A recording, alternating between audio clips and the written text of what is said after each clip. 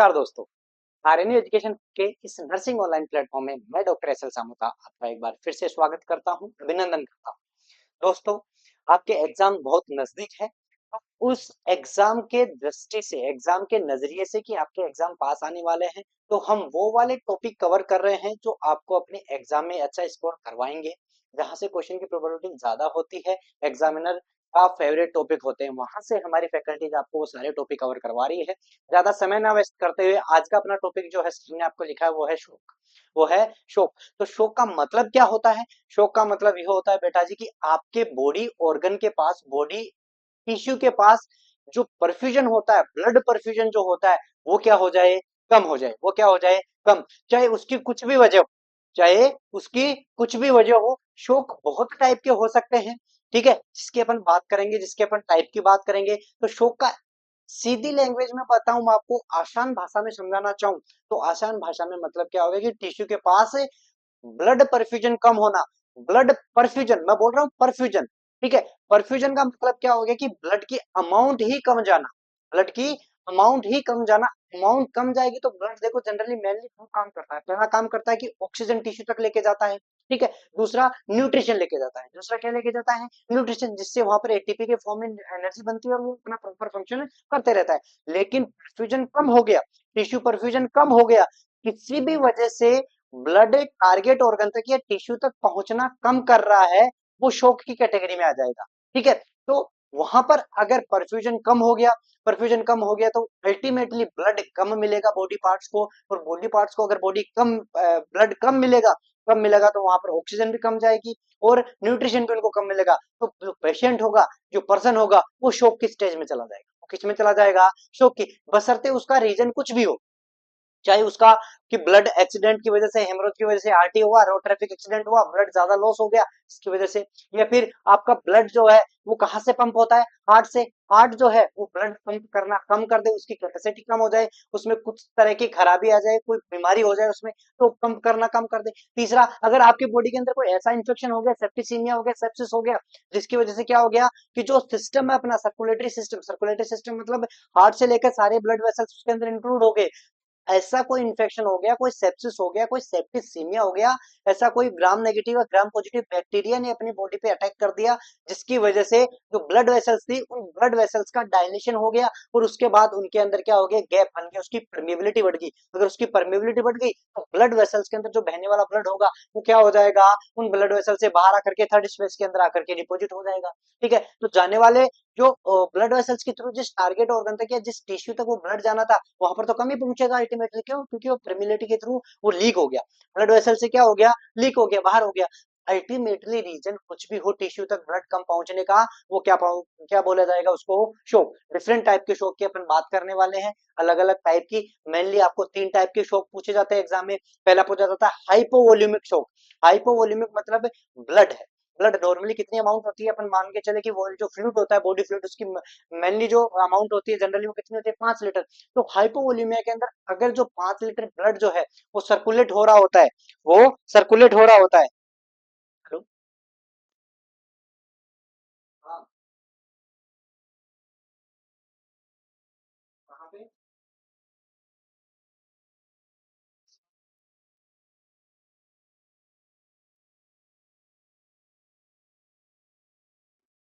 ठीक है। तो क्या पता हाइपोवोल्यूमिक जनरली बॉडी फ्लूइड जो होता है उसकी अमाउंट कितनी होती है? 5 लीटर। अगर 5 लीटर से कम अगर बॉडी फ्लूइड हो गया, जो डिलीवर होना था, जो ब्लड जो फ्लूइड डिलीवर होना था टिश्यू तक, उसकी अमाउंट में कमी आएगी, तो क्या हो जाएगा? शोक हो जाएगा। दूसरा अपन पढ़ेंगे कार्डियोजेनिक शोक। कार्डियोजेनिक शोक क्या होता है कि अल्टीमेटली ब्लड को पंप करना पड़ता है, हार्ट के द्वारा ब्लड जब पंप होता है तो ब्लड वेसल्स के थ्रू टारगेट ऑर्गन तक पहुंचता है। अगर उसकी पंपिंग कैपेसिटी कम हो गई, ब्लड कम पंप करेगा, ब्लड पंप कम होगा तो जाएगा ही कम, तो टिश्यू तक पहुंचेगा भी कम।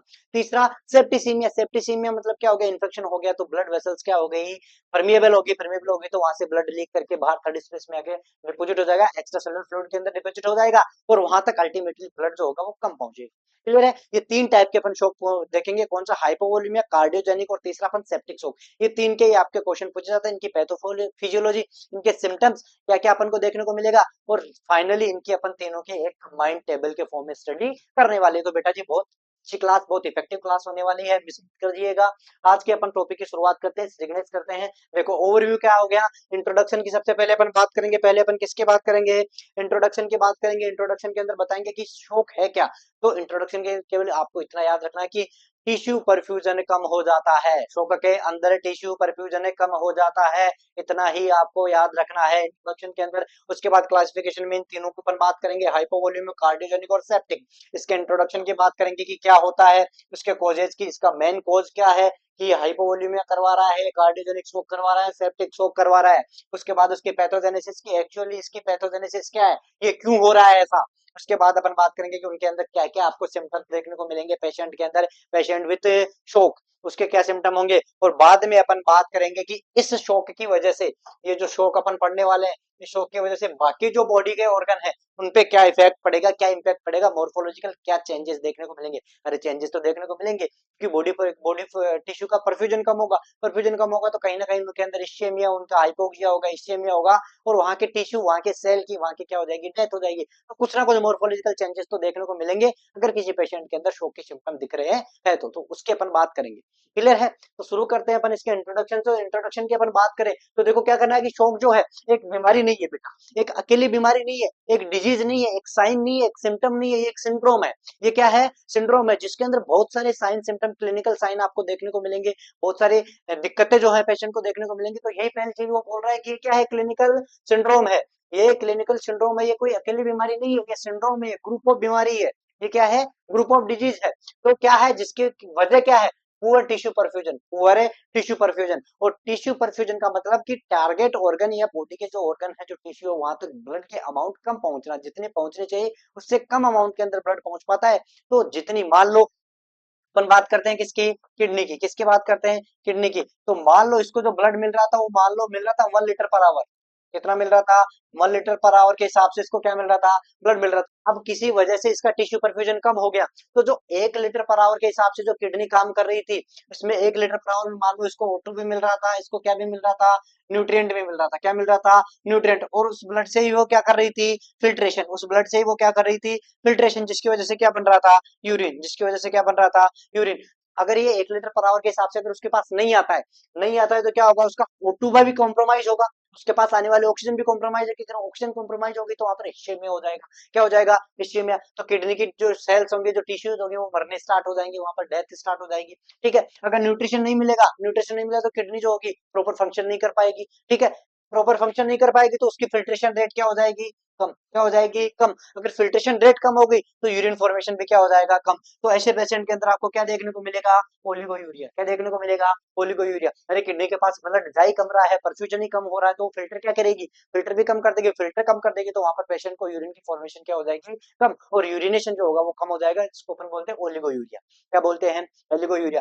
अगर कोई बहुत ज्यादा सीवियर शॉक में चला जाता है तो वो एनयूरिया भी हो जाता है, कि यूरिन आना बंद ही हो जाता है। ठीक है, ये मैंने एक एग्जांपल आपको दे दिया। तो देखो अब क्या होगा, ये एक फ्लो डायग्राम के फॉर्म में अपन समझते हैं कि शॉक के अंदर एक्चुअली होता क्या है, पुअर टिश्यू परफ्यूजन। उसकी वजह कुछ भी हो, अभी भूल जाओ। अभी इतना याद रखो कि टिश्यू पे पुअर परफ्यूजन है, टिश्यू पे अमाउंट ऑफ ब्लड जो है वो ज्यादा मिल नहीं रही है। उसकी वजह कुछ भी हो सकती है, जो अपन देखेंगे, कार्डियोजेनिक हो सकती है, हाइपोवोल्यूमिक हो सकती है, और सेप्टिक हो सकती है, कुछ भी हो सकता है। अभी इतना याद रखो कि किसी टिश्यू पे टिश्यू परफ्यूजन कम हो गया, ब्लड की अमाउंट कम होगी, उसकी वजह से क्या होगा, body do not receive enough oxygen and nutrients allowed to cell to function. मतलब है, अगर बॉडी का, क्या बॉडी पार्ट्स का अगर परफ्यूजन कम हो गया, कम हो गया तो क्या हो जाएगा, उसको जितनी ऑक्सीजन मिलनी चाहिए थी वो भी नहीं मिलेगी, उसको जितना न्यूट्रिशन मिलना चाहिए था वो भी नहीं मिलेगा। ये अपन ऑलरेडी समझ सके। उसकी वजह से क्या हो जाएगी, सेलुलर डेथ, किडनी की सेल की डेथ। एग्जांपल से समझा ना, भी अपने किडनी की सेल की डेथ होना स्टार्ट हो जाएगी। उसकी वजह से किडनी क्या हो जाएगी, फेलियर में चली जाएगी, काम करना बंद कर देगी। उसका काम क्या था, फिल्ट्रेशन का काम था, मतलब वो यूरिन बनाना कम कर देगी, तो रुकेगा। उसके बाद धीरे धीरे जैसे किडनी फेल हुई, ऐसे और भी तो ऑर्गन है बॉडी के अंदर, उनको भी तो पुअर परफ्यूजन मिल रहा है, उनको भी तो ऑक्सीजन न्यूट्रिशन बराबर नहीं मिल रहा है। तो जैसे किडनी फेलियर में गई, वैसे बाकी ऑर्गन बॉडी के भी फेलियर में जाएंगे, और अल्टीमेटली कंप्लीट बॉडी फेलियर हो जाएगा। ठीक है, और उसके बाद क्या हो जाएगी बेटा जी, डेथ। तो ये है इसका नॉर्मली इंट्रोडक्शन की क्या होता है, शोक क्या करवा सकता है, शोक मार भी सकता है पेशेंट को। कैसे, पुअर परफ्यूजन हुआ, टिश्यू तक पहुंचने वाली ऑक्सीजन और न्यूट्रिशन की अमाउंट कम हो गई, वहां पर कम हो गई तो सेल जो होंगी वो डेथ स्टार्ट करना जाएंगी वहां पर, क्योंकि ना ऑक्सीजन मिल रहा है ना न्यूट्रिशन, तो मरना स्टार्ट हो जाएंगे। मरना स्टार्ट हो जाएंगे तो वो पर्टिकुलर ऑर्गन फेलियर की तरफ जाएगा। ऐसे ही बाकी बॉडी के ऑर्गन भी, उनको भी पुअर परफ्यूजन, पूरी कंप्लीट बॉडी जो होगी वो फेलियर में चली जाएगी और अल्टीमेटली वो पेशेंट क्या कर जाएगा, डेथ कर जाएगा। क्या कर जाएगा, डेथ कर जाएगा। अरे भेजी में जा रहा है कि नहीं जा रहा है, जाना चाहिए। अगली अपन बात करते हैं। देखो पहला हो गया अपना हाइपोवोल्यूमिक शॉक। जैसे अपन ने बात करी थी ना कि इसके अपन 3 टाइप्स में कंप्लीट करेंगे इसको। इसका क्लासिफिकेशन पहला जो हो गया वो कौन है, हाइपोवोल्यूमिक। दूसरा अपन पढ़ेंगे सेरिब्रो कार्डियोजेनिक। कौन सा पढ़ेंगे, कार्डियोजेनिक। और तीसरा पढ़ेंगे अपन सेप्टिक। हाइपोवोल्यूमिक, कार्डियोजेनिक और सेप्टिक, तीन अपन अलग अलग टाइप के इसके शॉक पढ़ेंगे जहाँ से आपको क्वेश्चन की प्रोबेबिलिटी बनती है।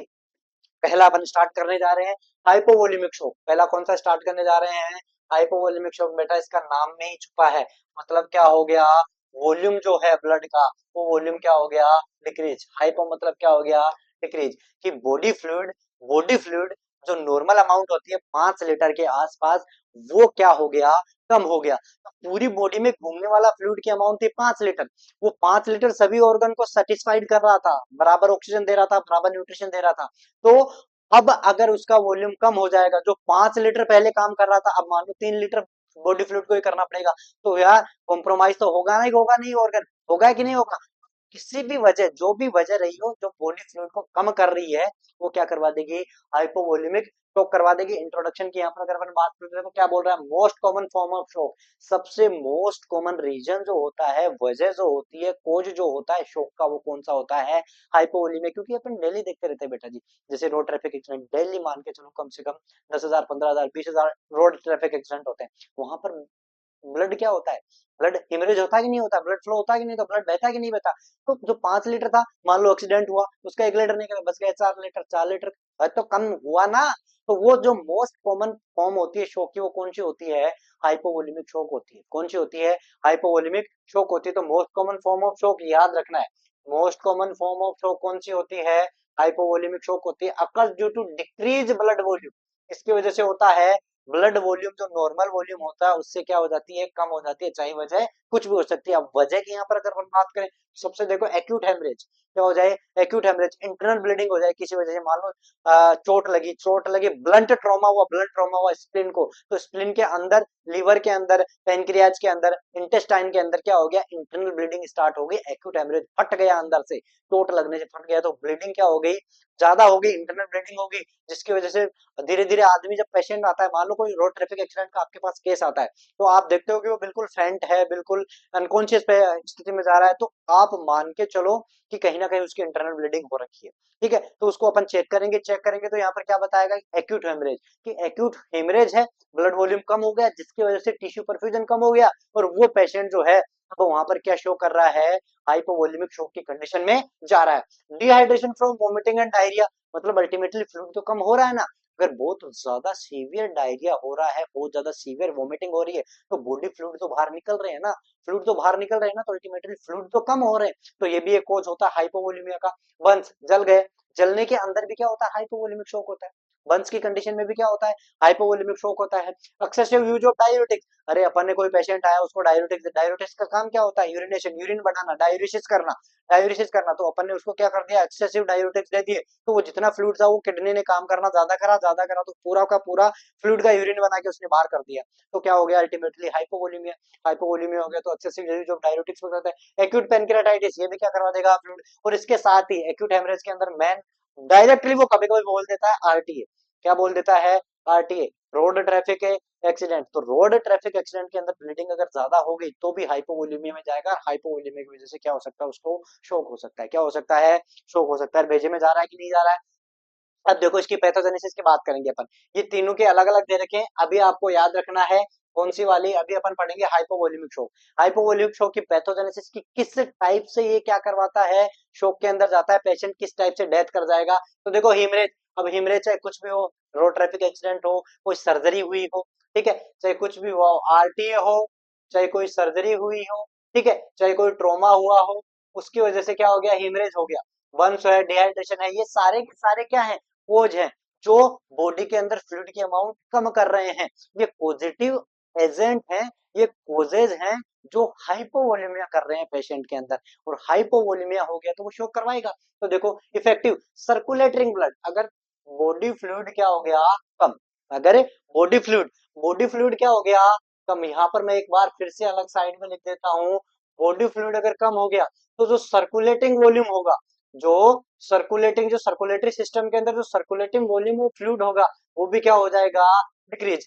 वो डिक्रीज हो गया तो जो हार्ट को घूम के आने वाला जो है वो विनस रिटर्न, मतलब हार्ट में आने वाला जो वेन लगेंगी वापस पेरीफेरी से, बॉडी के पेरीफेरी से, पेरिफेरल ऑर्गन से जो ये वेन जो होती है वो ब्लड इकट्ठा करके किस में डालती है, हार्ट में, जिसको अपन बोलते हैं विनस रिटर्न। क्या बोलते हैं, विनस रिटर्न। अगर बॉडी का फ्लूइड कम हो गया तो हार्ट तक पहुंचने वाला ब्लड वॉल्यूम भी क्या हो जाएगा, कम, तो इसका विनस रिटर्न भी क्या हो जाएगा, कम। अगर हार्ट को मिलेगा ही कम, अगर हार्ट को मिलेगा ही ब्लड कम, तो वो पंप भी उसी को करेगा। ऐसा तो है नहीं कि वो खुद बना देगा ब्लड अंदर।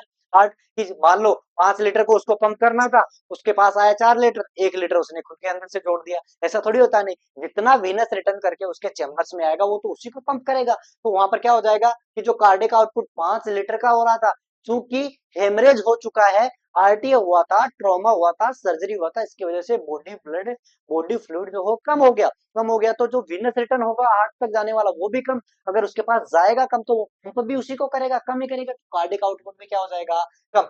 कार्डियक आउटपुट कम तो बॉडी फ्लूइड जो जाएगा टिश्यू तक वो भी क्या जाएगा फिर से कम। अगर वो कम जाएगा तो सप्लाई ऑफ ऑक्सीजन कम हो जाएगी और न्यूट्रिएंट्स वो भी क्या हो जाएगी, कम हो जाएगी। बॉडी ऑर्गन तक जाएगा कम, ऑक्सीजन वो भी वही ले जाता है, न्यूट्रिशन भी वही ले जाता है, कौन, ब्लड। अगर ब्लड जाएगा कम तो ऑक्सीजन भी कम जाएगी, न्यूट्रिशन भी कम जाएगी, तो क्या हो जाएगा, सप्लाई ऑक्सीजन कम हो जाएगी, जिसकी वजह से एनोक्सिया हो जाएगा। वहां पर क्या हो जाएगा, इंजरी स्टार्ट हो जाएगी, हाइपोक्सेमिया, इस्सेमिया हो गया, इंजरी हो गई, तो वहां पर क्या आ जाएगा, इन्फ्लामेटरी मीडिएटर, साइटोकाइंस, प्रोस्टाग्लैंडिन्स वगैरह वहां पर इकट्ठे हो जाएंगे, और अल्टीमेटली पेशेंट जो होगा किसमें चला जाएगा, शोक में। किसमें चला जाएगा, शोक में। तो ये थी पैथोफिजियोलॉजी, ये थी पैथोफिजियोलॉजी किसकी, हाइपोवोल्यूमिक शॉक की। किसकी, हाइपोवोल्यूमिक शॉक की। तो हाइपोवोल्यूमिक शॉक के बारे में अभी तक हमने क्या पढ़ लिया, उसका अपन ने पढ़ लिया कि ये मोस्ट कॉमन फॉर्म होती है शॉक की। उसके बाद ये किसकी वजह से होता है, बॉडी फ्लूइड जो होता है वो क्या हो जाता है, कम हो जाता है, ब्लड जो होता है वो क्या हो जाता है, कम हो जाता है। उसकी वजह अपन ने पढ़ ली, आरटी की वजह से हेमरेज हो गया, एक्यूट हेमरेज हो गया, इंटरनल ब्लीडिंग हो गई, कोई सर्जरी हो गई, कोई ट्रॉमा हो गया, कोई बर्न्स हो गया, सीवियर वोमिटिंग, डायरिया हो गया, ये सारी कोज करवाता है हाइपोवोल्यूमिया। उसके पैथोफिजियोलॉजी में हमने क्या पढ़ा कि बॉडी फ्लूइड क्या हो गया, कम। बॉडी फ्लूइड कम हो गया, उसकी वजह से टिश्यू परफ्यूजन कम हो जाएगा। कैसे हो जाएगा कि अगर बॉडी फ्लूइड कम हो गया तो हार्ट जो होगा उसके पास आने वाला वीनस रिटर्न कम, तो पंपिंग जो होगा, कार्डिक जो पंप कर रहा था वो कार्डिक आउटपुट भी क्या हो जाएगा, कम। कार्डिक आउटपुट कम तो टिश्यू परफ्यूजन क्या हो जाएगा, ऑर्गन तक जाने वाला ब्लड भी कम हो जाएगा, वहां पर ब्लड कम तो ऑक्सीजन भी कम जाएगा, न्यूट्रिशन भी कम जाएगा, तो वहां पर इस्चेमिया, हाइपोक्सिया, एनोक्सिया हो जाएगा, जिसकी वजह से वहां पर इन्फ्लामेटरी मीडिएटर्स निकलेंगे इस्चेमिया की वजह से, और वो अल्टीमेटली क्या करवा देगा, शॉक करवा देगा। ये इसकी होगी पैथोफिजियोलॉजी। अब अपन बात करते हैं कि सिम्टम्स की। तो अगर हाइपोवोल्यूमिक वोलेमिया हो गया, हाइपोवोल्यूमिक शॉक हो गया, तो पेशेंट कैसे आपके पास प्रेजेंट करेगा, आप कैसे आइडेंटिफाई करोगे कि ये हाइपोवोल्यूमिक शॉक का पेशेंट है। सबसे पहले तो कि देखो अपनी बॉडी के पास खुद की एक नॉर्मल मैकेनिज्म होती है, कौन सी, कंपनसेटरी मैकेनिज्म। कौन सी होती है, कंपनसेटरी मैकेनिज्म। कंपनसेटरी मैकेनिज्म मतलब मान लो पहले जो हार्ट था, पहले जो हार्ट था वो 5 लीटर को क्या कर रहा था, पंप कर रहा था। किसको कर रहा था, 5 लीटर को, सारे बॉडी ऑर्गन को सेटिस्फाइड कर रहा था। अब हो गया उसके पास मान लो 3 लीटर। क्या हो गया, 3 लीटर। ये जब 72 बीट पर मिनट के हिसाब से बीट कर रहा था, पंप कर रहा था और भेज रहा था 5 लीटर को। अब जैसे ही 3 लीटर होगा, हार्ट क्या करेगा, उसको एक्स्ट्रा काम करना पड़ेगा। हार्ट को क्या करना पड़ेगा, एक्स्ट्रा काम। तो 5 लीटर 72 मिनट में बाहर निकाल रहा था, अब उसको 3 लीटर है, 3 लीटर को ही जल्दी जल्दी उसको भेजना है। अरे मान लो किसी फैक्ट्री में 50 मजदूर है, उस दिन काम कर रहे हैं, 50 मजदूर जो होंगे वो आराम आराम से काम करेंगे, वही काम दूसरे दिन वो उनमें से 20 की छुट्टी हो गई, तो वही काम 30 मजदूर को करना होगा, तो वो क्या करेंगे, जल्दी जल्दी काम करेंगे, उनको आराम नहीं मिलेगा।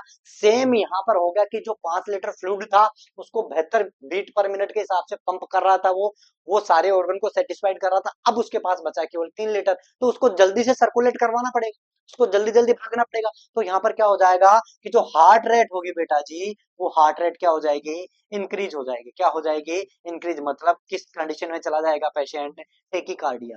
इसमें चला जाएगा टेकिकार्डिया में। पहला इंक्रीज हार्ट रेट, पहला इंक्रीज हार्ट रेट क्या हो गया, टेकिकार्डिया हो गया, हार्ट रेट बढ़ गया। ठीक है, जितना ब्लड उसको बचा था उसी को पूरे ऑर्गन तक उसको भेजना है जल्दी जल्दी, और उनकी डिमांड पूरी करनी है। पहले 5 लीटर था, मान लो ये मालिक है, ये नौकर है, 5 लीटर के थ्रू वो क्या कर रहा था, अपनी सप्लाई करवा रहा था, अब उसको 3 लीटर से ही करनी है, तो जो 5 लीटर वाला काम था वो 3 लीटर वाले से करवाना है। मतलब क्या करना है कि उसको जल्दी फ्लूइड को क्या करना पड़ेगा, रोटेट करना पड़ेगा, सर्कुलेट करना पड़ेगा, तो उसको अपनी क्या करनी पड़ेगी, पंपिंग कैपेसिटी है वो बढ़ानी पड़ेगी।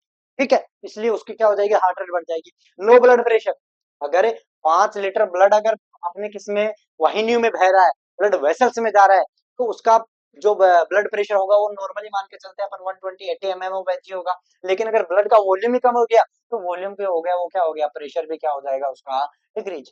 उसका प्रेशर भी क्या हो जाएगा, डिक्रीज।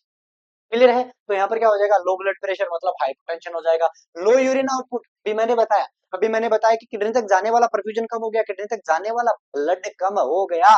अगर वहां तक जाने वाला ब्लड कम हो गया तो वो फिल्ट्रेशन भी कम करेगी, फिल्ट्रेशन कम करेगी तो यूरिन फॉर्मेशन भी कम होगा और वहां पर ओलिगोयूरिया हो जाएगा, यही बोला है। और अगर बहुत ज्यादा स्ट्रोक की कंडीशन होगी, बहुत ज्यादा ही हाइपोवोलेमिया हो गया, तो हो सकता है यूरिन बनना भी बंद हो जाए, और उसी को अपन क्या बोलते हैं, एनयूरिया बोलते हैं। Alteration in mental state, agitated to confuse to lethargic. और अगर पेशेंट के पास देखो यहाँ पर नहीं जाएगा क्या, ऑक्सीजन, अगर ऑक्सीजन यहाँ पर नहीं जाएगा तो पेशेंट जो होगा वो इस्चेमिया होगा, इस्चेमिक एन्सेफेलोपैथी हो जाएगी, ब्रेन में क्या हो जाएगी, इस्चेमिक एन्सेफेलोपैथी हो जाएगी, जिसकी वजह से उसका मेंटल कंफ्यूजन स्टार्ट हो जाएगा, उसका मेंटल अलर्टनेस वो क्या हो जाएगी, कम हो जाएगी, वो क्या हो जाएगा वहां पर, मेंटल स्टेट उसकी अल्टरनेट हो जाएगी, उसकी अल्टरेशन हो जाएगा।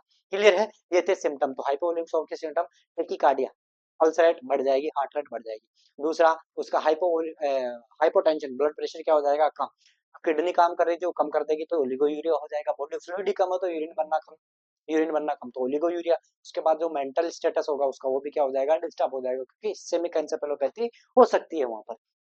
आगे अपन बात करते हैं, इसकी 3 स्टेज होती है। 3 स्टेज किस बेस पे होती है, कि कितना ब्लड वॉल्यूम कम हुआ है, कितना बॉडी फ्लूइड कम हुआ है, उसके बेस पे हाइपोवोल्यूमिक शॉक जो होता है उसकी 3 स्टेज होती है। पहली स्टेज जिसको माइल्ड हाइपोवोल्यूमिया बोलते हैं, क्या बोलते हैं, माइल्ड, और स्टेज 1 जिसके अंदर लेस देन 20%, मतलब मान के चलो कि कितना हो गया, 1000 ml, मतलब कितना, 1 लीटर, कितना लॉस हो गया, 1 लीटर। अपन मान के चलते हैं नॉर्मल बॉडी फ्लूइड 5 लीटर होता है, तो 5 लीटर का 20%, मतलब 1 लीटर से कम, 1 लीटर से कम अगर लॉस हुआ है तो उसको अपन बोलते हैं कि माइल्ड टेकिकार्डिया होगा in normal BP, BP normal रहेगा, केवल 1 लीटर, मतलब अभी भी बॉडी के अंदर 4 लीटर फ्लूइड है, उससे वो काम चला सकती है। तो ये माइल्ड वाली है, डिग्री फर्स्ट है, स्टेज फर्स्ट है। दूसरा मॉडरेट और स्टेज सेकंड, इसके अंदर देखो 20 से 40%, मतलब कितना चला जाएगा, 2 लीटर के आसपास, कितना चला जाएगा, 2 लीटर के आसपास, ये 1 लीटर के आसपास, इसके अंदर 2 लीटर, अभी भी 3 लीटर है, तो मॉडरेट है, फिर भी थोड़ा बहुत कंपनसेट करके हार्ट रेट वो चालू हो जाएगा। सीवियर, ये क्या, सीवियर मोर देन 40%, मतलब 2 लीटर से, मतलब 2 लीटर से अगर ज्यादा बॉडी फ्लूइड का लॉस हो गया तो बहुत ही ज्यादा कंपनसेट उसको करना पड़ेगा, हार्ट रेट बहुत ज्यादा बढ़ जाएगी, ब्लड प्रेशर बहुत कम हो जाएगा। ठीक है, क्लासिकल साइन ऑफ शोक अपीयर्स, एग्जांपल टेकिकार्डिया, हाइपोटेंशन और डिसोरिएंटेशन। क्लासिकल जो शोक है उसके साइन और सिम्टम कब होते हैं, जब वो सीवियर में चला जाता है, बहुत ज्यादा हार्ट रेट हो जाएगी, बहुत कम ब्लड प्रेशर हो जाएगा, और वो डिसोरिएंटेड हो जाएगा, पेशेंट मेंटल कंफ्यूजन स्टार्ट हो जाएगा उसका। क्लियर है, तो ये स्टेज थी किसकी, हाइपोवोलेमिक शोक की, on the basis of fluid volume, कितना डिप्लीट हुआ है, कितना बाहर बॉडी फ्लूइड गया है, कितना लॉस हुआ है बॉडी फ्लूइड का। अगर 1 लीटर से कम हुआ है तो फर्स्ट डिग्री माइल्ड, अगर 2 लीटर से कम हुआ है, 2 लीटर से कम हुआ है या मतलब 1 से 2 लीटर के बीच में हुआ तो मॉडरेट स्टेज 2, अगर 2 लीटर से ज्यादा हुआ तो थर्ड। यहाँ पर क्या है, ठीक है, यहाँ पर with normal BP in supine position but hypotension in erect position, बैठा रहेगा, कब, मॉडरेट। अब आपके पास पेशेंट आता है तो आप क्या क्लिनिकल सिनेरियो बेस्ड क्वेश्चन बन सकता है आपके पास, कि एक पेशेंट आया है, ठीक है, एक पेशेंट आया है, उसका आरटीए का पेशेंट है, रोड साइड से एम्बुलेंस उठा के आपके पास लाई है, ठीक है, उसका थोड़ा बहुत टेकिकार्डिया है, उसका थोड़ा बहुत टेकिकार्डिया है, मतलब जो 72 था वो 90 प्लस के पास। उसके बाद जब वो बैठता है उसका बीपी नॉर्मल आता है, लेकिन जैसे ही वो खड़ा होता है उसका बीपी डाल हो जाता है, उसका बीपी फॉल हो जाता है। आप किस कैटेगरी में डालोगे उसको, तो आपको पता होना चाहिए किसके अंदर, मॉडरेट के अंदर, मतलब उसका 1 से 2 लीटर फ्लूइड लॉस हो गया है, बॉडी फ्लूइड लॉस हो गया है। क्लियर है, तो इस टाइप से याद रखना आपको। चलते हैं आगे, इसके सेकंड वाला कार्डियोजेनिक, पहला हाइपोवोलिक भेजे में गया होगा उम्मीद करता हूँ। दूसरा अपना कार्डियोजेनिक शोक, कौन सा है, कार्डियोजेनिक शोक। कार्डियोजेनिक शोक मतलब देख समझ में आ रहा है, कार्डियोजेनिक शोक मतलब दिक्कत कहाँ है, कार्डियक में। हार्ट में। और हार्ट का सर्कुलेटरी सिस्टम बॉडी फ्लूइड से क्या रिलेशन है, क्या इंटरकनेक्शन है, वो बॉडी फ्लूइड को पंप करता है। वो ब्लड को क्या करता है, सर्कुलेट करवाने के लिए मशीन की तरह उनको क्या करता है, पाइप में पंप करता है, मतलब ब्लड वेसल्स के अंदर क्या करता है, पंप करता है। क्लियर है। अब उसके अंदर कोई दिक्कत हो गई होगी, उसकी पंपिंग कैपेसिटी फेल हो गई होगी, उसके अंदर कोई डिजीज हो गई होगी, कुछ ट्रॉमा हो गया होगा, कोई मसल डेथ हो गई होगी, जिसकी वजह से वो प्रॉपर फंक्शन नहीं कर पा रहा है, प्रॉपर पंप नहीं कर पा रहा है बॉडी फ्लूइड को, ब्लड को, जिसकी वजह से क्या हो सकता है, टिश्यू परफ्यूजन कम हो सकता है। ठीक है। कार्डियोजेनिक शॉक, कार्डियोजेनिक शॉक के अंदर क्या हो जाएगा, inadequate pumping action of heart. यही तो मैं बता रहा था आपको बेटा जी, कार्डियोजेनिक शॉक है, अल्टीमेटली होना है लो टिश्यू परफ्यूजन, लेकिन उसकी वजह क्या है, उसकी वजह है कि अपना हार्ट ठीक से पंप नहीं कर पा रहा है, inadequate capacity of pumping of heart, heart की पंप करने की कैपेसिटी क्या हो गई, कम हो गई। ठीक है। अब बात करते हैं इसके कोजेज की, किसकी बात करते हैं, कोज, किस वजह से हार्ट जो है वो नॉर्मल नहीं कर पा रहा है या उसकी पंपिंग कैपेसिटी कम हो गई। उसके बहुत सारे रीजन है। देखो यहाँ पर अपन बात करते हैं, ये अपने लंग्स है, ये अपने लंग्स है, ये अपने बॉडी ऑर्गन्स है, ये क्या है, बॉडी ऑर्गन्स, ये है वीनस रिटर्न, ये यहाँ पर हो रहा है बेटा जी वीनस रिटर्न, जो अपन बात कर रहे थे ना, वीनस रिटर्न मतलब वेन्स जो होती है वो डीऑक्सीजनेटेड ब्लड जो है, वो डीऑक्सीजनेटेड ब्लडेड पेरीफेरी से, बॉडी के डिफरेंट डिफरेंट जो दूर वाले ऑर्गन है पेरीफेरी और ऑर्गन जो डीऑक्सीजनेटेड यूज्ड ब्लड जो है वो इकट्ठा करती है, और वो इकट्ठा ला करके कहां पर डालती है, राइट एट्रियम में। कहां पर डालती है, राइट एट्रियम में। राइट एट्रियम से वो जाता है कहां पर है, राइट वेंट्रिकल में। राइट वेंट्रिकल से वो प्योरिफिकेशन के लिए जाता है लंग्स में। कहां पर जाता है, लंग्स में, वहां से प्योरीफाई होता है, और लंग्स से कहां पर आता है, लेफ्ट एट्रियम में, लेफ्ट एट्रियम से आता है लेफ्ट वेंट्रिकल में। और ये लेफ्ट वेंट्रिकल जो है, इस लेफ्ट वेंट्रिकल से वो पंप करता है, लेफ्ट वेंट्रिकल से वो वापस से उन ऑर्गन तक जाता है जहां से वो इकट्ठा होकर के आया था। तो देखो यहाँ से वो वीनस रिटर्न कर रहा है, राइट एट्रियम में जा रहा है, राइट एट्रियम से राइट वेंट्रिकल में, राइट वेंट्रिकल से ये जा रहा है हार्ट में, हार्ट से ये प्योरीफाई होकर के कहां पर जा रहा है, लेफ्ट एट्रियम में, लेफ्ट एट्रियम से देखो ये वापस क्या जा रहा है, उन्हीं बॉडी ऑर्गन तक परफ्यूजन के लिए जा रहा है, उनको ऑक्सीजन देने, उनको न्यूट्रिशन देने जा रहा है। लेकिन ये जो पंपिंग कैपेसिटी है अपनी लेफ्ट वेंट्रिकल की, यहाँ से ये इस वेन के, इस ब्लड वेसल्स के अंदर ये ब्लड जो है वो पंप करने की कैपेसिटी जो होती है हार्ट की, वो क्या हो जाती है, कम हो जाती है। क्या हो जाती है, कम हो जाती है, जिसकी वजह से लो टिश्यू परफ्यूजन होता है। देखो यहाँ पर क्या हो सकता है, एमआई, जाहिर सी बात है अगर मायोकार्डियल इंफेक्शन है, वो हार्ट ठीक से काम ही नहीं कर पा रहा है, तो वहां पर क्या हो जाएगी, उसकी पंपिंग कैपेसिटी कम हो जाएगी।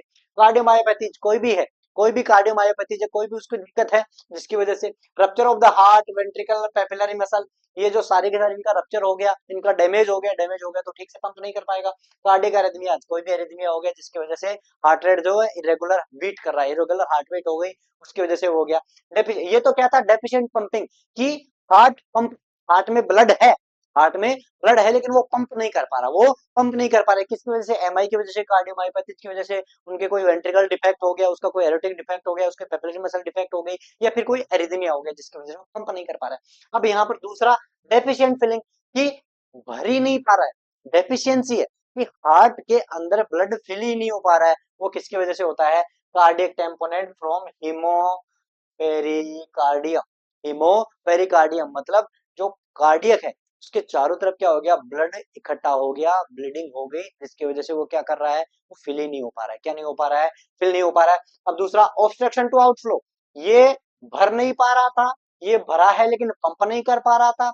अब ये पंप भी कर सकता है, भरा भी है, लेकिन जिस पाइप के थ्रू जाना है वहां पर ऑब्स्ट्रक्शन आ गया, वहां पर बच्चा कुछ ना कुछ दिक्कत आ गई, ऑब्स्ट्रक्शन हो गया, जैसे कि पल्मोनरी एम्बोलिज्म हो गया, वॉल वॉल थ्रोम्बोसिस हो गया, टेंशन न्यूमोथोरक्स हो गया, डिसेंडिंग एरोटिक एनेरिज्म हो गया।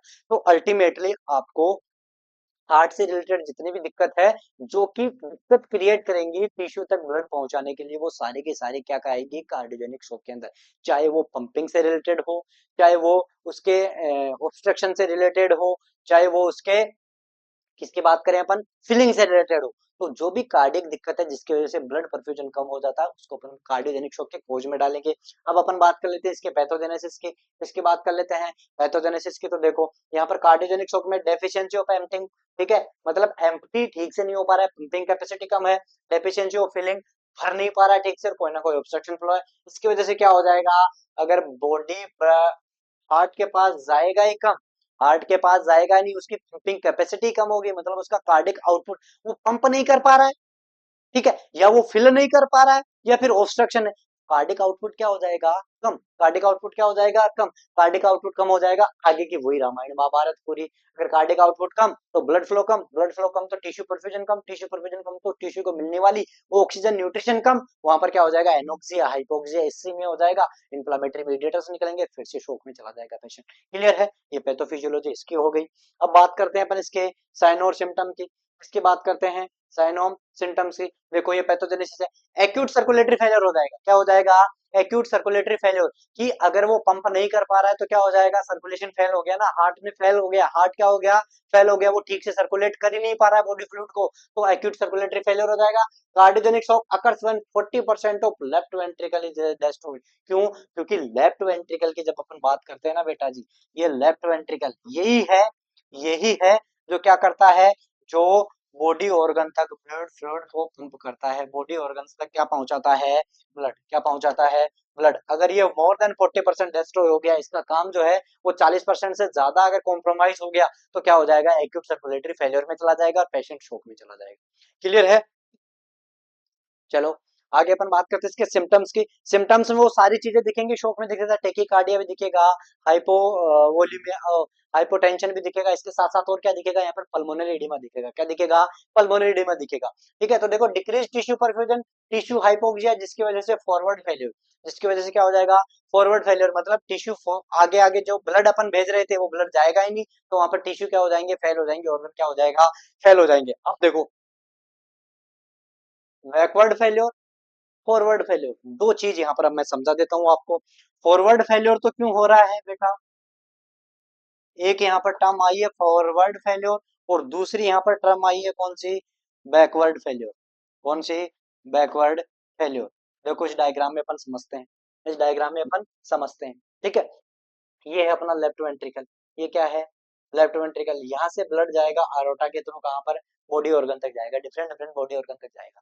ठीक है, अगर यहाँ से कार्डिक आउटपुट क्या हो गया, कम, कार्डिक आउटपुट क्या हो गया, इंक्रीज, चाहे वो कुछ भी वजह हो, चाहे वो पंप नहीं कर पा रहा हो, चाहे वो फिलिंग नहीं हो, चाहे कुछ ऑब्स्ट्रक्शन हो, जिसकी वजह से कार्डिक आउटपुट क्या हो गया, कम। कार्डिक आउटपुट क्या हो गया, कम। ये यहाँ तक जाएगा कम, यहाँ तक जाएगा कम, तो यहाँ पर ऑर्गन जो होगा, ऑर्गन फेल्योर तो होगा ही होगा। अरे ऑर्गन फेलियर क्यों होगा, यही तो अपन पढ़ रहे हैं। ऑर्गन फेलियर क्यों होगा, ऑर्गन फेलियर इसलिए होगा कि टिश्यू परफ्यूजन कम हो रहा है, बॉडी को, बॉडी ऑर्गन है, टिश्यूज है, उनको ब्लड कम मिल रहा है, उनको ऑक्सीजन कम मिल रही है, उनको न्यूट्रिशन कम मिल रहा है, तो टिश्यू परफ्यूजन क्या हो गया, कम, जिसकी वजह से ऑर्गन फेलियर होगा। तो ये तो हो गया अपना कौन सा, फॉरवर्ड फेलियर। क्या हो गया, फॉरवर्ड फेल्योर, मतलब वो बॉडी ऑर्गन तक ब्लड जो है फॉरवर्ड कर ही नहीं पा रहा है। जो पिछले के अंदर भी अपन ने देखा था, हाइपोवोलीमिया के अंदर भी ब्लड जो है वो कम जा रहा था, मतलब वो भी फॉरवर्ड फेल्योर के अंदर आ सकता है। लेकिन ये बैकवर्ड फेल्योर क्या है, ये बैकवर्ड फेल्योर बेटा जी क्या है, देखो अगर यहाँ से ब्लड, अगर लेफ्ट वेंट्रिकल से ब्लड अगर इसमें नहीं गया, तो यहाँ पर इकट्ठा होता जाएगा, तो लेफ्ट एट्रियम से जो ब्लड आना चाहिए था यहाँ पर ये नहीं आएगा, क्योंकि ऑलरेडी कहाँ पर जाएगा, चैम्बर की कैपेसिटी इतनी थोड़ी होती है कि जितना भी आएगा वो इकट्ठा करते जाएगा, इसकी भी तो कैपेसिटी होती है। अगर यहाँ पर ऑलरेडी ब्लड है, वो कार्डियक आउटपुट जा ही नहीं रहा, वो पंप कर ही नहीं पा रहा है, पहले से इकट्ठा है, तो लेफ्ट एट्रियम से लेफ्ट वेंट्रिकल में ब्लड जाएगा क्या, नहीं जाएगा, क्योंकि ऑलरेडी ये भरा हुआ है। तो यहाँ से जो ब्लड जाएगा वो भी नहीं जाएगा, नहीं जाएगा, तो ये जो पल्मोनरी वेन है, ये जो ये जो पल्मोनरी वेन, हाँ, ये जो पल्मोनरी वेन है, ये पल्मोनरी वेन जो ब्लड लेकर के आ रही है कहाँ से, लंग से, प्योरिफिकेशन के बाद लंग से ऑक्सीजनेटेड ब्लड पल्मोनरी वेन ला करके लेफ्ट एट्रियम में डालती है। लेकिन लेफ्ट एट्रियम पहले से भरा है, क्यों, क्योंकि लेफ्ट वेंट्रिकल पहले से भरा है, क्यों, क्योंकि इसकी कैपेसिटी क्या हो गई, खराब हो गई है, पंप नहीं कर रहा है, कार्डिक आउटपुट कम हो गया। कार्डिक आउटपुट कम हो गया, तो यहाँ पर क्या हो जाएगा कि ये जो वेन है ये भरी की भरी रहेगी, क्योंकि यहाँ पर ले ही नहीं रहा है, पहले से इसके पास है। इसके पास पहले से क्यों है, क्योंकि ये पहले भरा है, ये खाली नहीं हुआ, क्योंकि पंपिंग कैपेसिटी खत्म हो गई। ठीक है, तो यहाँ पर ब्लड है, जिसकी वजह से यहाँ वाला यहाँ नहीं आएगा, जिसकी वजह से यहाँ पर ब्लड है, तो ये पल्मोनरी वेन में जो ब्लड था वो यहाँ नहीं आएगा, और यहाँ पर अल्टीमेटली क्या हो जाएगा, जो लंग्स होगा उसमें ब्लड इकट्ठा होता जाएगा, और वहां पर इडिमा हो जाएगा, इसीलिए होगा पल्मोनरी इडिमा। इसीलिए क्या हो जाएगा, पल्मोनरी इडिमा, जिसको अपन बोलते हैं बैकवर्ड फेलियर। बैकवर्ड फेलियर क्यों, क्योंकि ये तो जो था वो फॉरवर्ड फेलियर था, ये देखो उल्टा है ना, अपन ये उल्टा है ना, क्योंकि पंप हो रहा था लेफ्ट वेंट्रिकल से, तो लेफ्ट वेंट्रिकल से आगे का failure forward failure, left ventricle से पीछे left atrium pulmonary vein lung से ब्लड जा ही नहीं पा रहा है क्योंकि पहले वाला ही खाली नहीं हो रहा, तो वहीं पर इकट्ठा होता जाएगा और वहां पर एडिमा करवा देगा, जिसको अपन बोलते हैं बैकवर्ड फेलियर। क्या बोल देते हैं? Backward failure. तो forward failure as well as backward failure दोनों किसमें दिखेंगे आपको? कार्डियोजेनिक शॉक में। तो डिफरेंशिएट कैसे करेंगे? वहां पर पल्मोनरी एडिमा जैसी कोई चीज नहीं थी, यहाँ पर आपको क्या दिखेगा? Pulmonary oedema. क्या दिखेगा? Pulmonary oedema. अरे क्लियर है क्या चीजें? चलिए आगे। आगे अपन बात करते हैं तीसरे की। किसकी बात करते हैं? तीसरे की। तीसरा और लास्ट जो है वो अपना सेप्टिक टॉक्सिमिया, मतलब ये टॉक्सिन्स निकालते हैं। Endotoxin, exotoxin. जो ग्राम नेगेटिव होता है एंडोटॉक्सिन, जो ग्राम पॉजिटिव बैक्टीरिया होता है एक्सोटॉक्सिन। ये टॉक्सिन से क्या करवाता है? इन्फेक्शन करवाता है। ये टॉक्सिन से क्या करवाता है? टॉक्सीमिया, सेप्सिस, सेप्टिसीमिया करवाते हैं, जिसकी वजह से क्या हो जाएगा?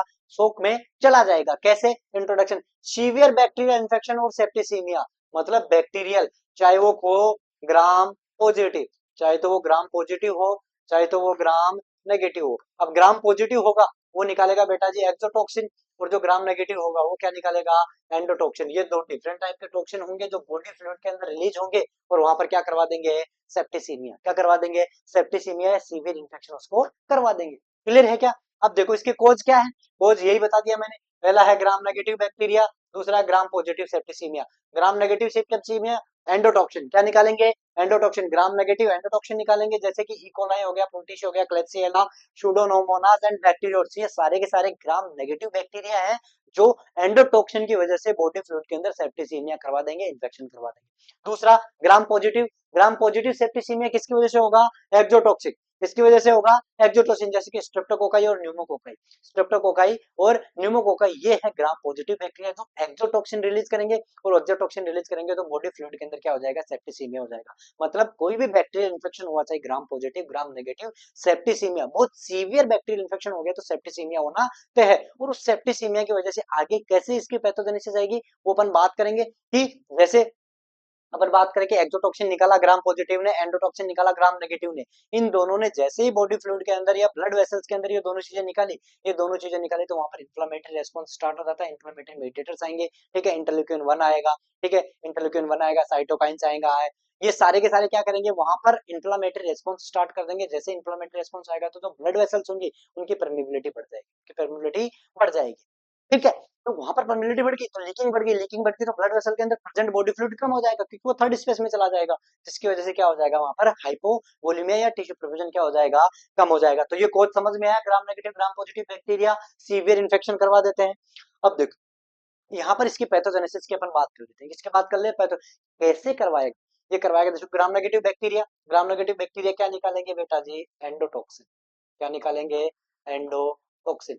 ग्राम पॉजिटिव बैक्टीरिया क्या निकालेंगे? एक्सोटॉक्सिन। क्या निकालेंगे? एक्सोटॉक्सिन। ग्राम नेगेटिव बैक्टीरिया जो होती है उनकी सेल मेम्ब्रेन जो बनी होती है वो किसकी बनी होती है? एलपीएस, लिपोपोलीसेकेराइड की। किसकी? लिपोपोलीसेकेराइड की। इनकी बनी होती है लिपोटेकोइक एसिड की, एलटीए। इसकी बनी होती है एलटीए, लिपोपोलीसेकेराइड की, लिपोटेकोइक एसिड की। ये जो लिपोपोलीसेकेराइड और ये टेकोइक एसिड में क्यों बता रहा हूँ?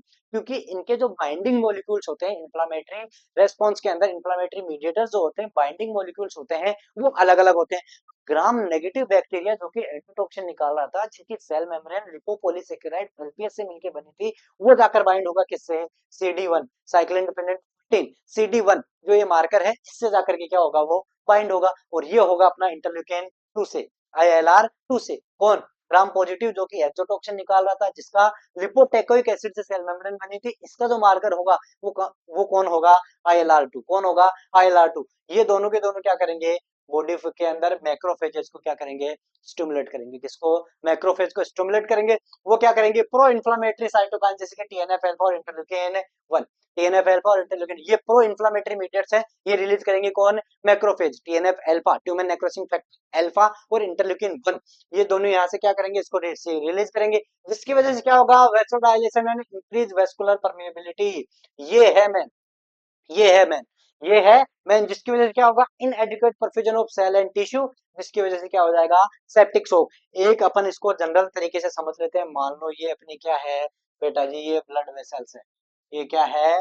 ब्लड वेसल्स अपनी है। इसके अंदर मान लो आ गया अपना ग्राम नेगेटिव बैक्टीरिया। कौन आ गया? Gram negative. और दूसरा कौन आ गया?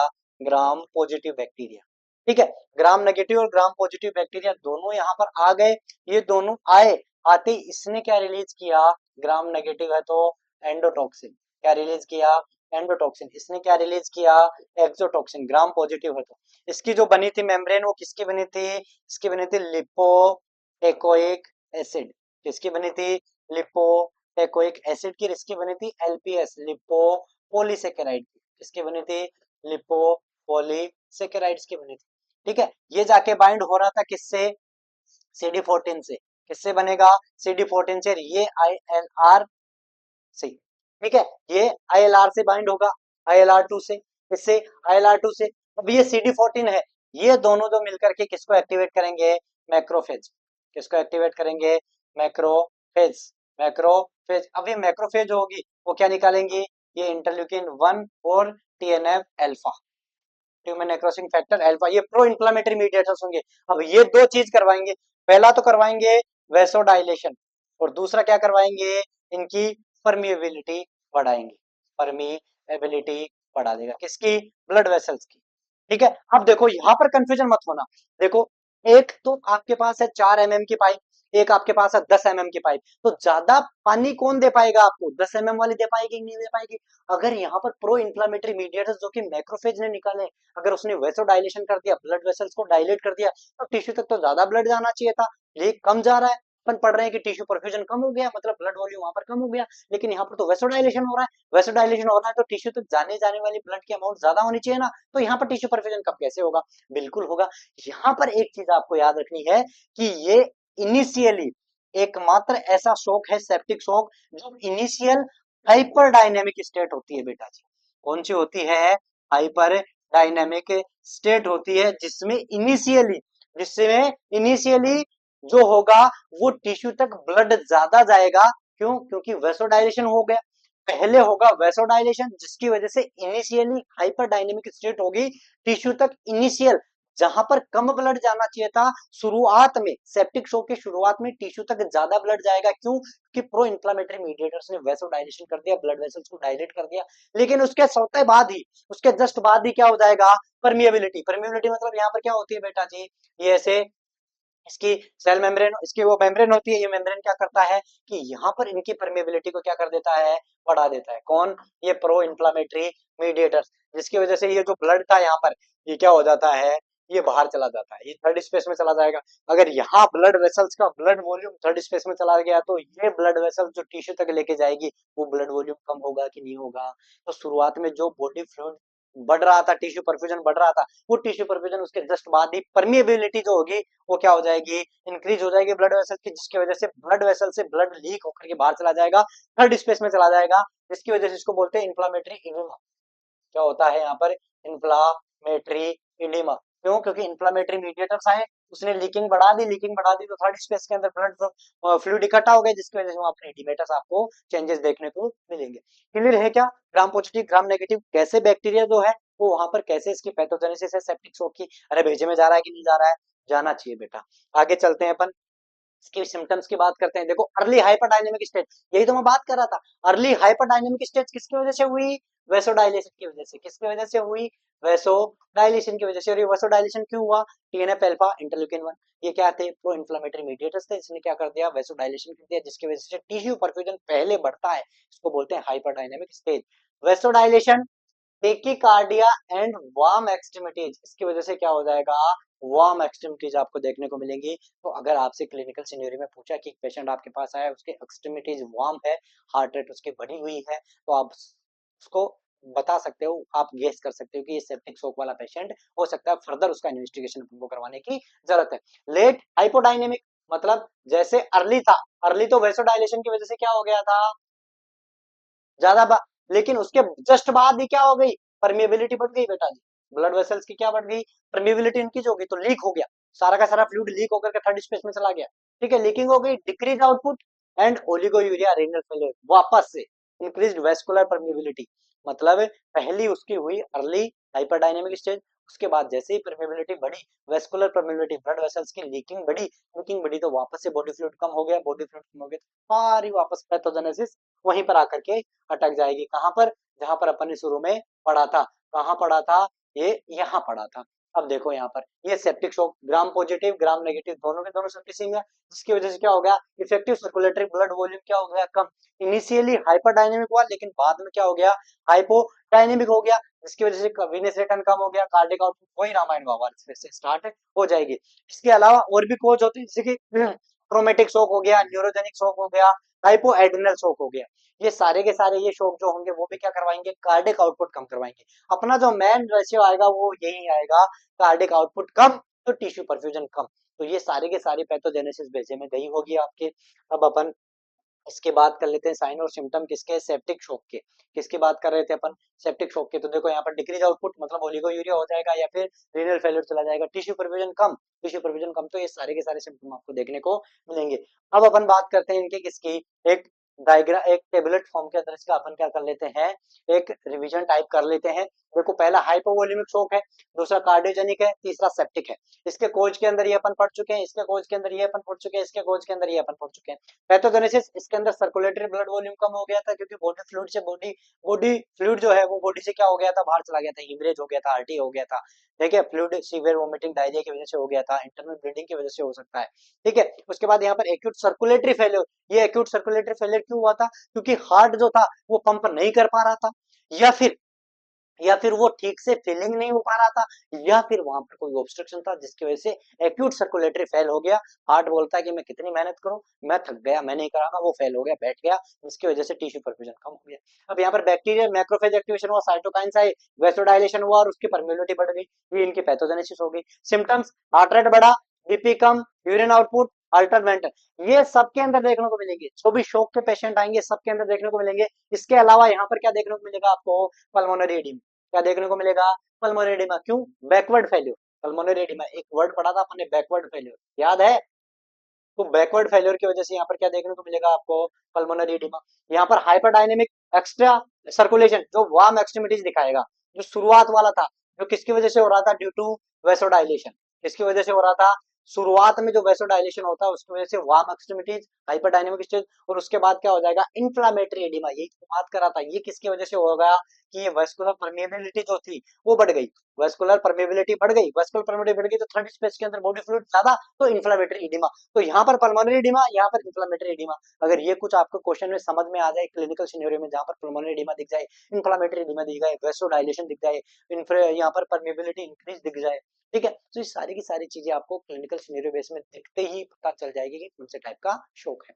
क्लियर है। अब बात कर लेते हैं कि इस शोक की वजह से, जिसकी वजह से टिश्यू परफ्यूजन कम हुआ है, मोर्फोलॉजिकल चेंजेस जो होंगे बॉडी पार्ट्स के अंदर वो क्या क्या देखने को मिलेंगे। तो देखो सबसे पहले ब्रेन के अंदर सबसे पहला जो होता है वो ब्रेन ही इफेक्ट होता है अपने इसकी वजह से। तो देखो क्या होगा, इस्चेमिक एन्सेफेलोपैथी हो जाएगी, ब्रेन तक ऑक्सीजन कम जाएगी, जिसकी वजह से हाइपोक्सिया हो जाएगा, हाइपोक्सिया इसेमिया हो जाएगा। ठीक है, उसके बाद कोगुलेटिव नेक्रोसिस हार्ट में देखने को मिलेगी, fatty changes with haemorrhage, central necrosis liver में, किडनी के अंदर acute tubular necrosis, oliguria electrolyte disturbance, मतलब किडनी जो भी काम कर रही थी वो सारे के सारे कम, जो सारे के सारे डिस्टर्ब हो जाएंगे। एड्रिनल के अंदर कोर्टिकल सेल लिपिड डिप्लेशन, ठीक है, उसके बाद जीआईटी के अंदर हेमोरेजिक एंटेरोपैथी आपको देखने को मिलेगी। तो ये सारे के lungs are uncommonly affected but may show feature of diffuse alveolar damage और शॉक लंग, मतलब यहाँ पर पल्मोनरी एडिमा की वजह से होगा मेनली। अगर लंग के कोई सिम्टम दिखेंगे ना तो वो किसकी वजह से दिखेंगे, पल्मोनरी एडिमा। और ये किसमें देखने को मिल रहा था अपन को, कौन से टाइप में, कार्डियोजेनिक में, बैकवर्ड फेल्योर के अंदर अपन को देखने को मिल रहा था। तो ये मोर्फोलॉजिकल की ब्रेन के अंदर एन्सेफेलोपैथी हो जाएगी, लीवर के अंदर लीवर नेक्रोसिस हो जाएगा, किडनी के अंदर ओलिगोयूरिया हो जाएगा, इलेक्ट्रोलाइट डिस्बैलेंस हो जाएगा। ठीक है, ये जीआईटी के अंदर अपना गैस्ट्रोइंटेस्टाइनल एंट्रोपैथी हो जाएगी। ये सारे के सारे मोर्फोलॉजिकल चेंजेस आपको देखने को मिलेंगे किसके अंदर, शोक के अंदर, जो कि बॉडी के डिफरेंट पार्ट्स के अंदर ये चीजें देखने को मिलेगी। उम्मीद करते हैं शोक की क्लास इफेक्टिव रही होगी और आपके उम्मीद से ज्यादा बेहतर क्लास रही होगी, और इसके क्वेश्चन आप आने वाले एग्जाम में कतई गलत नहीं कर रहे हैं ना, कसम आपको अपने, ठीक है, बिल्कुल करके नहीं आना बेटा जी गलत। इफेक्टिव क्लास है, इसके एमसीक्यू करो। आरएनयू एजुकेशन जो हमारी ऐप है, आरएनयू एजुकेशन के नाम से है, आप जाइए, जाकर के प्ले स्टोर से डाउनलोड कीजिए और वहां पर टेस्ट सीरीज है, वहां पर आपको टेस्ट सीरीज चालू है, और टेस्ट सीरीज आप वहां पर बाई करिए, बिल्कुल मिनिमम प्राइस में आपको इफेक्टिव मटेरियल वहां पर मिल रहा है। बाई कीजिए और अपने आप को क्या कीजिए, एनालिसिस कीजिए कि आप बाकी कॉम्पिटिटर से कहाँ पर बैठे हो, कितनी आपको और तैयारी की जरूरत है। आप जब तक एनालिसिस नहीं करोगे, अपने आप का परफॉर्मेंस चेक नहीं करोगे, तब तक आप बिल्कुल बाकी प्रतिद्वंदियों से पीछे हो। तो मिलते हैं इसी जोश और होश के साथ, तब तक के लिए नमस्कार।